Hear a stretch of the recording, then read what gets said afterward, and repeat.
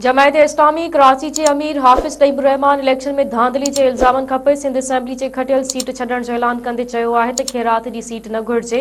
तहरीक इंसाफ़ जो उम्मीदवार सैफ बारी मूंखां वधीक वोट खंया आहिनि।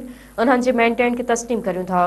कराची में प्रेस कॉन्फ्रेंस कंदे हाफिज़ तैयब रहमान चयो त 8 फरवरी ते केतिरनि ई पोलिंगनि ते वक़्तसर पोलिंग जो अमल शुरू न थियो हो। वक़्तु गुज़रंदो रहियो, असां पोलिंग शुरू न थियण जी शिकायतूं कंदा रहियासीं। अवाम खे राय जे हक़ खां महरूम रखियो वियो। हुन चयो त कार्रवाई कंदड़नि पहिरियां कैमराऊं हटायूं ऐं बाद में दबाउ भरण शुरू कया।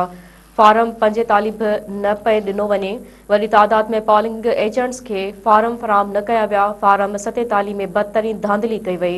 आरओ जे ऑफिसरनि खे चइनी तरफ़नि खां सील कयो वियो। हक़ीक़तनि खे अवाम साम्हूं आणींदा रहंदासीं। हाफिज़ तैयब रहमान जो चवणु हो त बल्दियाती इलेक्शन खां वधीक माण्हुनि हिन भेरे जमायत इस्लामी खे वोट ॾिनो।